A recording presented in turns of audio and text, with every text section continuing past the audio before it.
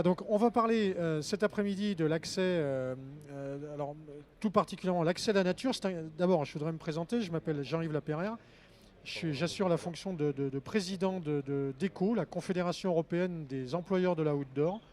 Donc on est une confédération européenne qui regroupe des organisations patronales nationales en France, en Espagne, en Bulgarie, en Irlande, voilà, dans toute l'Europe. Et notre job, c'est d'assurer la représentation de la outdoor en général et évidemment du kayak, du raft et des activités nautiques en particulier. Alors des activités commerciales, puisque nos membres sont des sociétés commerciales qui vendent du matériel, qui livrent des prestations de kayak, de raft, mais aussi de VTT, de ski, etc. Il y a à peu près 25 à 30 000 entreprises en Europe. Il y en a un bon millier qui sont membres de notre organisation. Et notre rôle, c'est de les défendre, de les représenter au niveau européen vis-à-vis de la Commission. La Commission européenne est toujours en demande d'expertise. Et en matière d'expertise de la outdoor, eh bien, c'est nous qu'ils viennent voir quand ils ont des questions en matière de standards professionnels, en matière de sécurité, en matière de diverses thématiques. Eh bien, on les a habitués depuis une dizaine d'années à prendre le téléphone et à nous contacter. Donc nous avons de très bons appuis à la Commission européenne. Et je dois avouer qu'ils ont eu des initiatives plus ou moins intéressantes, mais systématiquement, on a pu venir à Bruxelles pour donner le point de vue des professionnels de la outdoor. Et alors, des organisations comme les nôtres servent d'ascenseur en quelque sorte, c'est-à-dire que la profession, on essaye de récupérer de l'information auprès de la profession pour la passer à Bruxelles. Et puis également, on récupère de l'information à Bruxelles pour la passer à la profession. Alors dans ce cadre-là, on fait un partenariat avec le Paddle Show et je suis là aujourd'hui pour vous donner de l'information sur diverses thématiques. On aura 3 thématiques pendant la semaine. Aujourd'hui, c'est l'accès à la nature, tant du point de vue réglementaire que du point de vue humain, parce qu'il y a 2 aspects. On n'accède pas à la nature comme ça, parce que la nature, elle appartient toujours à quelqu'un, enfin de plus en plus, notamment les espaces où on travaille. Et puis il y a l'aspect humain avec l'accès qui a été très longtemps réservé à des gens plutôt en bonne forme physique. Et aujourd'hui, il faut que la outdoor s'ouvre de plus en plus à des gens qui ont des handicaps plus ou moins lourds et en fait qui peuvent devenir, vous le verrez tout à l'heure avec un témoignage de Jeza Williams, un spécialiste de ce secteur, qui est lui-même en chaise roulante suite à un accident de canyon et qui s'est dédié à offrir des solutions, des idées pour permettre aux handicapés d'accéder à la nature. Et on s'aperçoit que ça peut être des clients comme tout le monde, des clients avec des besoins particuliers certes, mais des clients comme les autres. Voilà, alors on va commencer ce webinaire sur l'accès aux activités nautiques. Alors aujourd'hui, quand on parle d'activités nautiques, on parle d'activités de mer, alors qui sont très spécifiques dans certains espaces. En France, on est beaucoup sur la voile, sur le surf dans le sud-ouest. Enfin, on voit tous à peu près les activités de mer commerciales qu'on peut avoir. Alors, il y a du kayak de mer aussi, évidemment. On a des pays comme l'Irlande où il y a du coast-steering qui est super à la mode en ce moment, qui fonctionne très bien. Et puis, évidemment, ces activités nautiques, c'est également les activités de rivière, les activités d'eau vive, du kayak, du canoë, du raft ou de lac, du stand-up paddle, etc. Donc une gamme d'activités assez large. Et on va traiter donc 2 aspects, l'aspect légal et l'aspect humain. Alors l'aspect légal, il y a plusieurs aspects dans cet aspect légal. Le premier, c'est évidemment l'aspect purement législatif. On ne rentre pas dans les activités de plein air, et notamment nautiques, juste comme ça. Il y a un certain nombre par exemple au niveau européen, on a des espaces comme Natura 2000, qui sont dédiés, qui sont plus ou moins réservés, dont l'accès est plus ou moins réglementé. C'est un point dont il faut tenir compte quand on livre des prestations.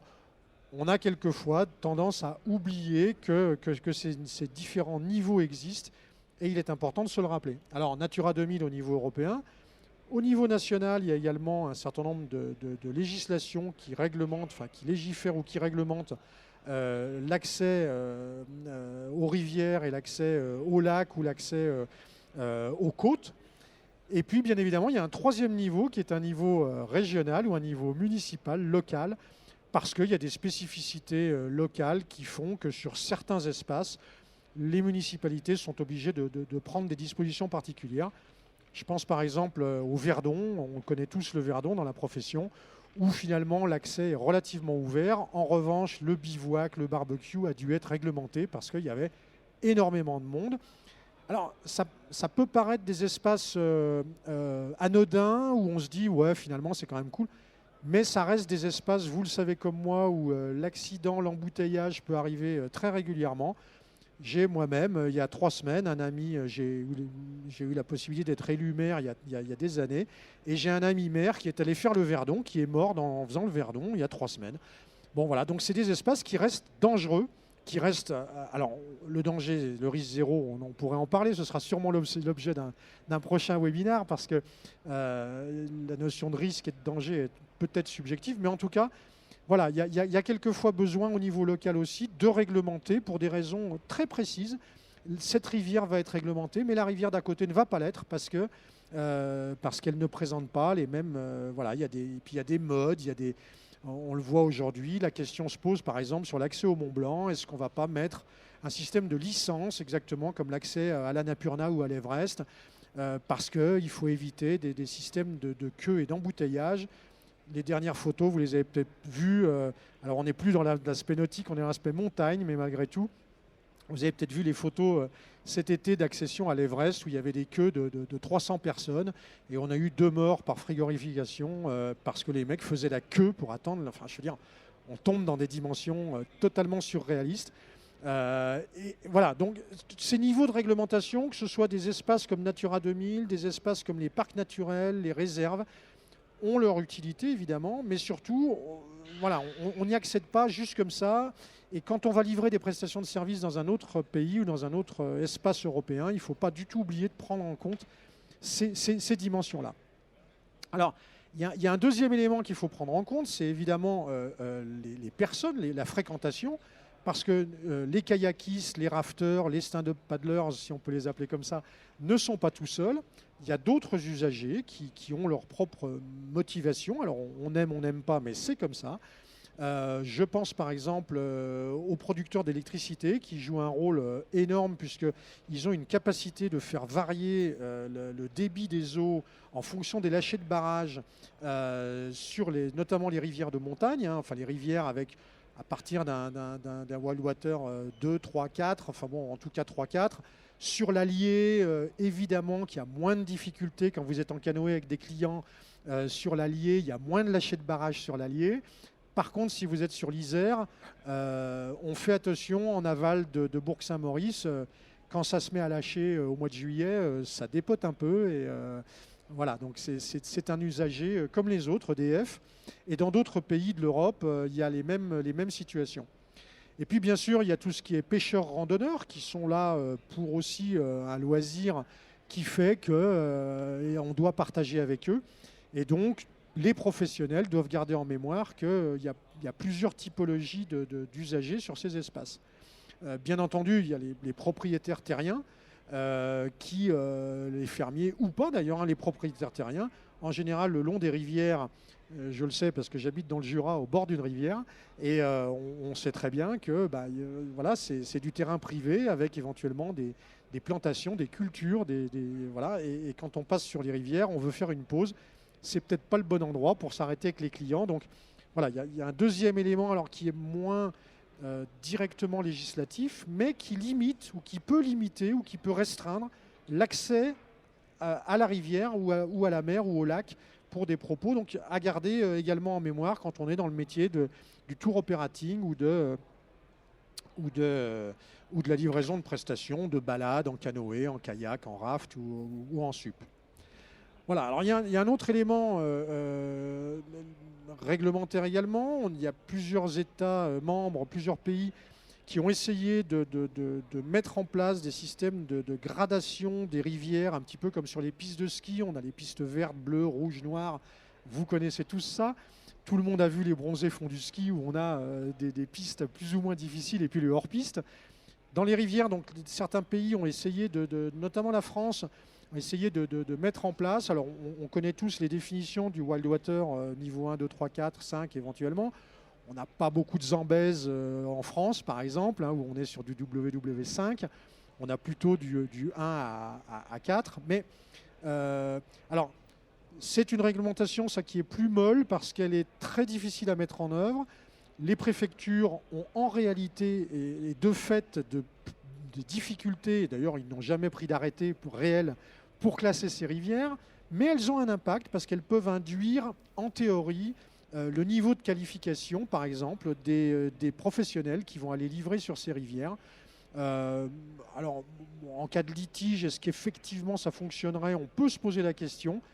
Mais en tout cas, c'est un élément à prendre en compte parce qu'il a un impact sur l'organisation de la livraison du service.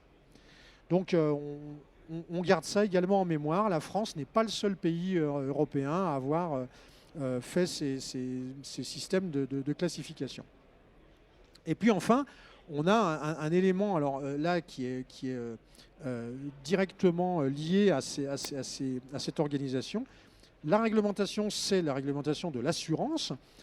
Puisque je vous rappelle que la RC Pro, la responsabilité civile professionnelle, est une assurance quasi obligatoire dans quasiment l'ensemble des pays européens.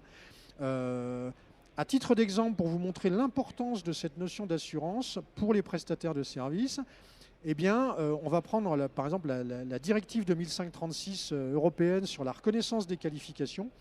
Quand un Européen change d'État membre et passe d'un État membre à un autre, il doit obtenir la reconnaissance de sa qualification si le pays d'accueil réglemente la profession. Eh bien, dans la directive, le seul document obligatoire à fournir n'est pas son diplôme ou son expérience professionnelle, c'est son assurance RC Pro.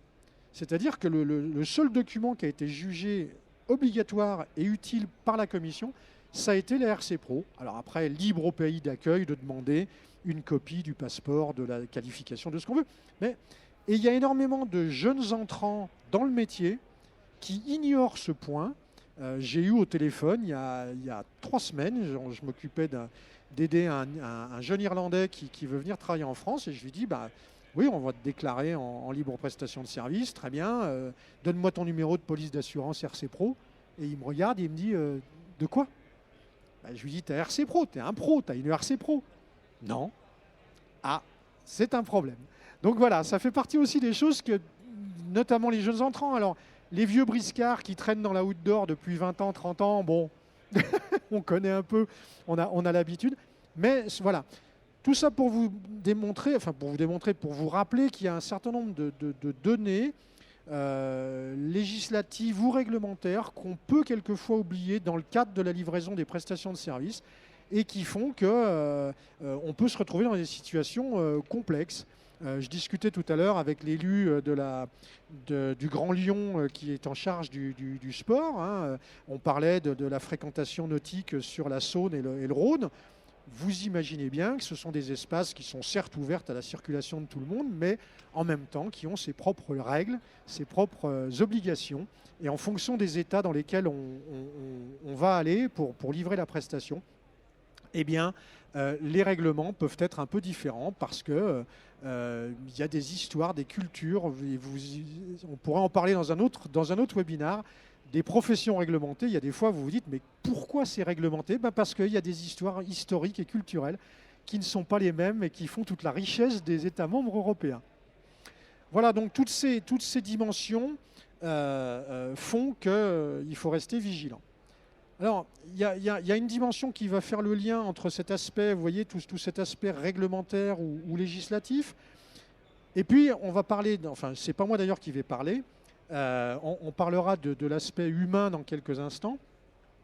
Simplement, je voulais signaler aussi, et on va le voir avec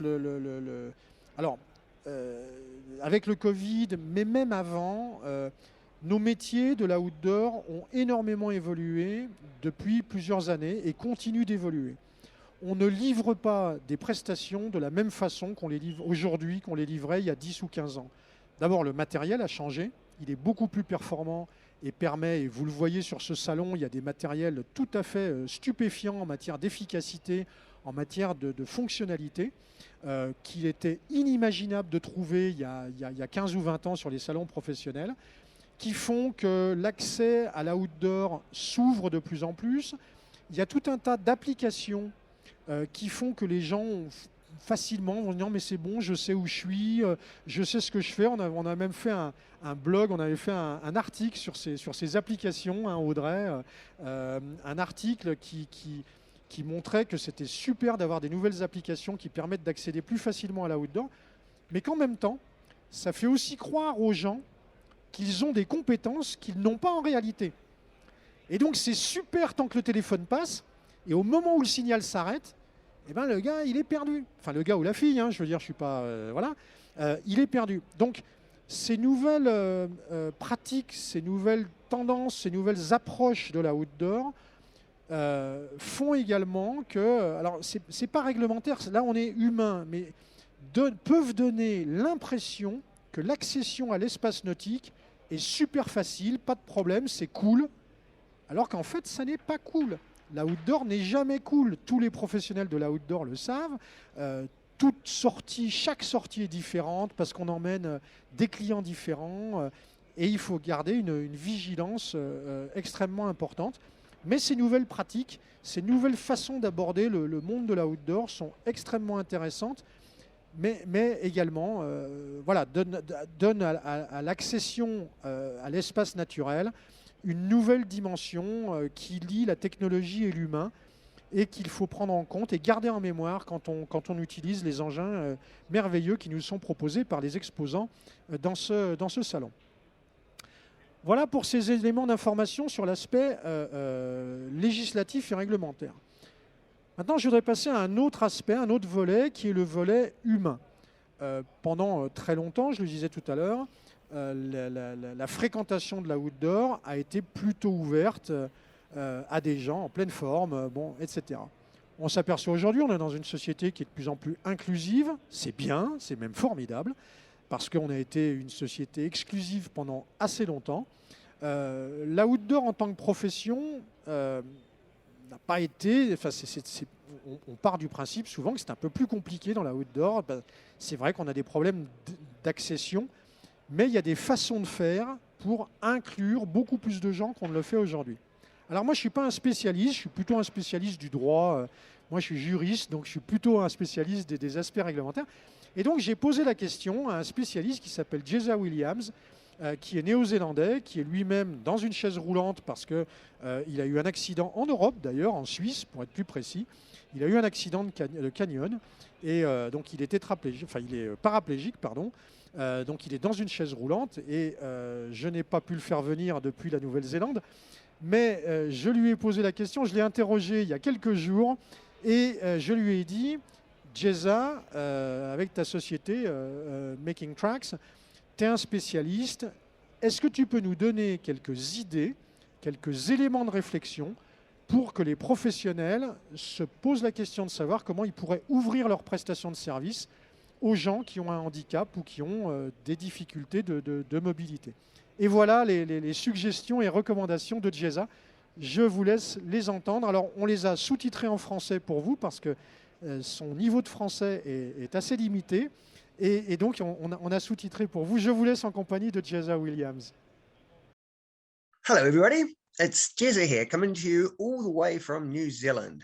Thank you for inviting me, Jean-Yves, to the Leon Paddle Show. And so what I'd like to do over the next wee bit is give you an idea all about adaptive paddling. I'm Jeza Williams. I am the founder and CEO of Making Tracks, inclusive tourism experts in New Zealand. So thank you everybody for tuning in today. Over the next few minutes, I'm just really wanting to explain to you how simple it is to provide an adaptive experience and how we do it. Safety and understanding, and of course, where to next. So make yourselves comfortable, get yourself a lovely drink, and let's get underway. So, the most important thing to understand with any activity that is an adaptive experience is it is extremely simple, as long as you treat it the simple way. Now, through many years of experience, Making Tracks has taught us that there is only a few things needed to make any adaptive sport possible.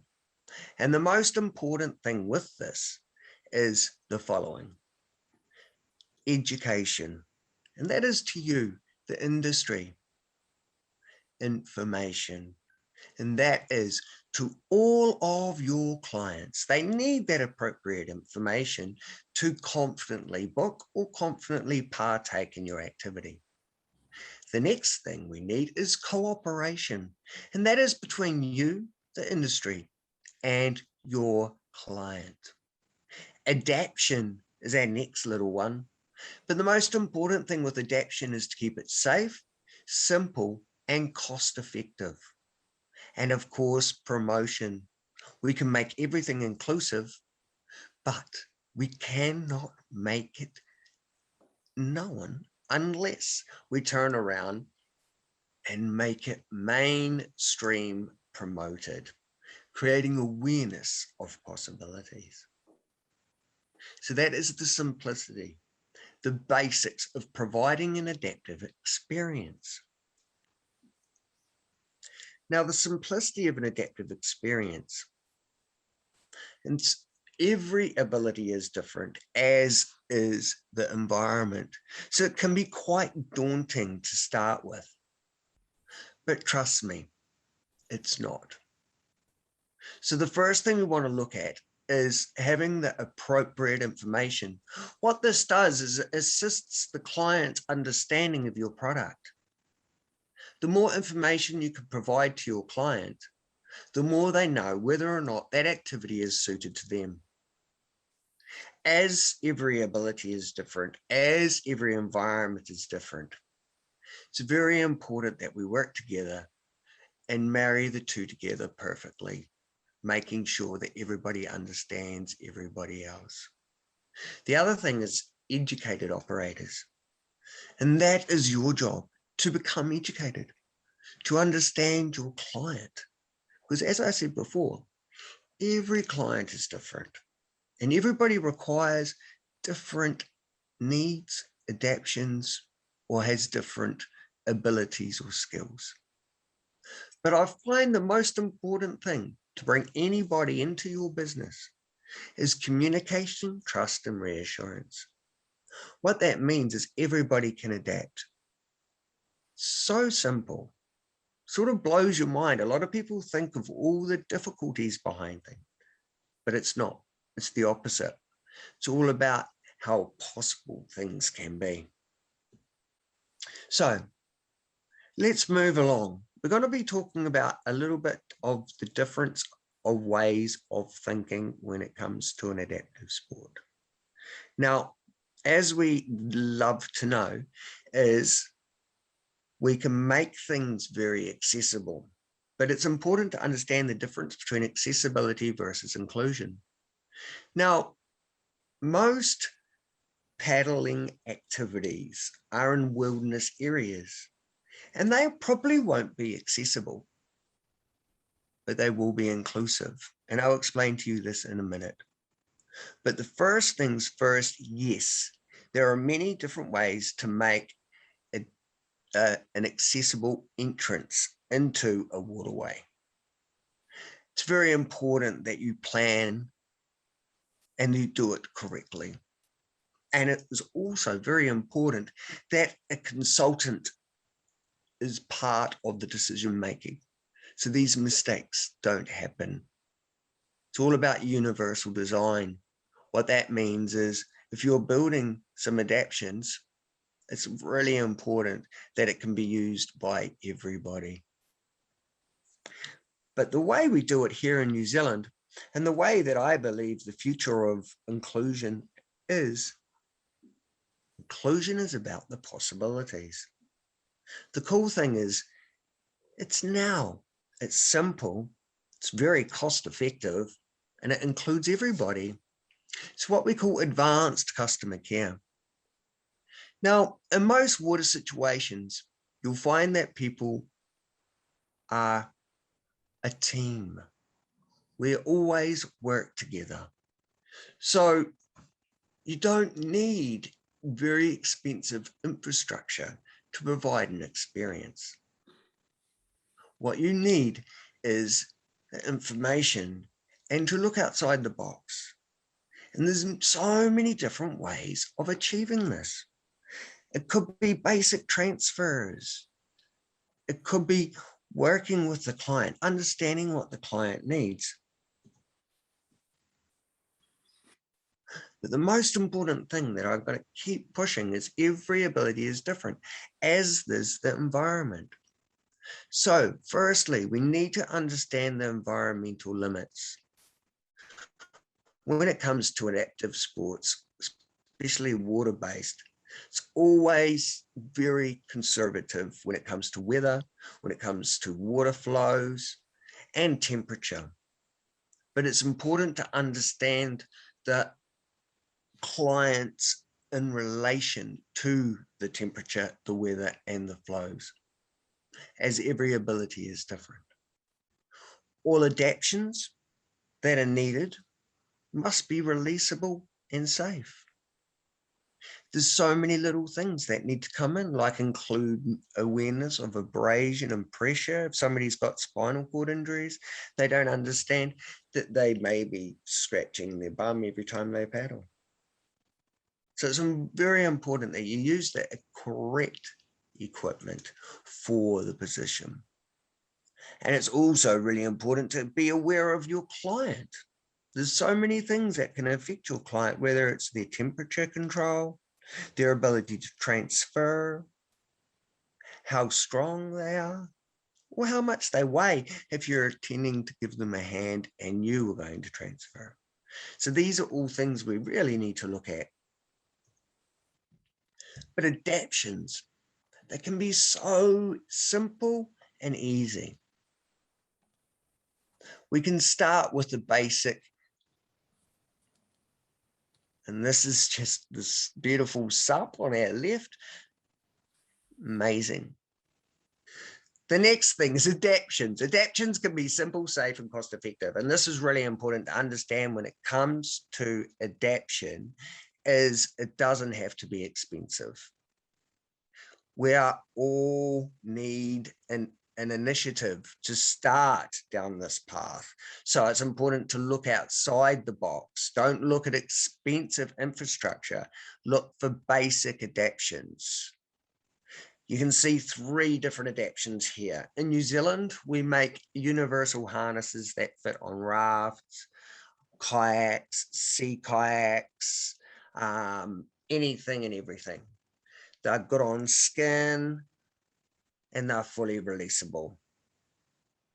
In America, paddle adaptations are made that you can see in the middle that are very cost effective and easy. And then when it comes to things like supping, you can have a look on the right there. It's very simple adaptations. And as we go forth, you'll see these adaptations are simple. And the cool thing is about rafting and about kayaking is you've got a team around you. So there's many different ways of looking at the picture. As a team, it's quite simple to be able to move people, to get people transferred into boats, etc., etc., etc. So you need to look at that picture and understand that everything is simple and is possible. In New Zealand, what we do is we provide our companies with all the information that is required. Every ability, as I said, is different. So it's very important to understand your client. And this has got to do with the ability of their client, the strength of the client, and the weight of the client. And also being able to know that people are people, and it's important to treat them as such. Because as I say, the only thing all humans have in common is their diversity, and everybody has got different abilities. So it's really important to actually know that the only barrier is misinformation. So your job is to take the initiative. Where this goes is totally up to you. And this is the basic, the most simplest, easiest way to start down the path of adaptation. I will tell you that we are now entering the phase where things are going to change.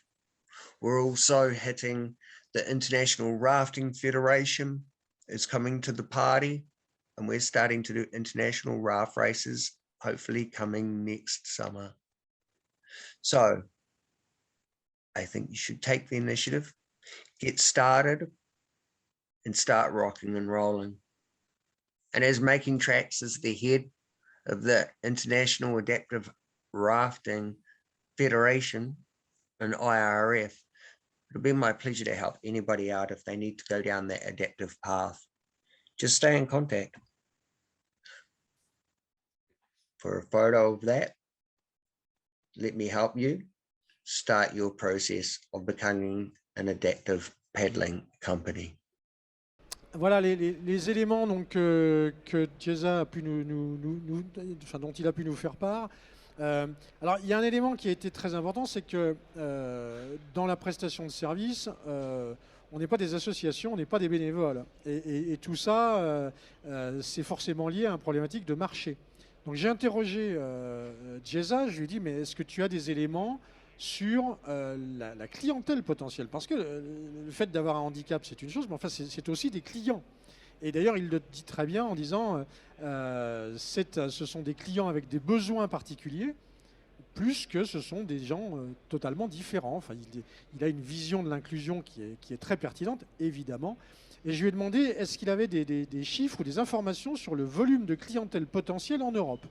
Et voilà donc la réponse de Jeza sur ce sujet. Well, yeah, funny you should say that, Jean-Yves, because I'm sitting right on this page right now.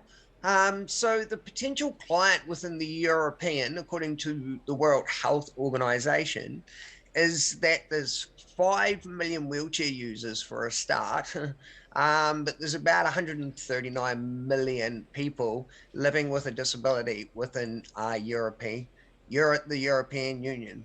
So it's quite substantial.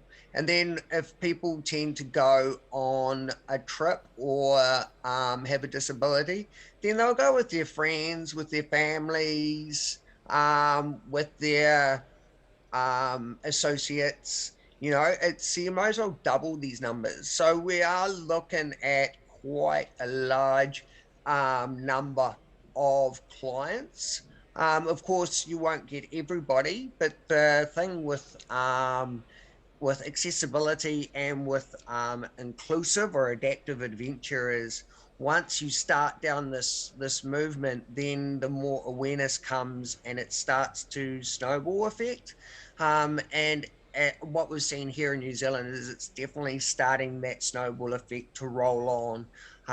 So the more we initiate, the more simple we make it, the more people know, the more awareness we have, then what's going to happen is more and more people are going to get out there and enjoy and partake. So it's a whole mega amount of clients out there waiting for Europe to open up their product to all these amazingly awesome people. So thank you very much, everybody, for listening to this little talk on adaptive waterways, paddling sports. And please, it'll be fantastic if you needed any more info, just get in contact with me. But boom, let's make Europe adaptable and inclusive. It's fantastic to talk to you all. Thank you very much.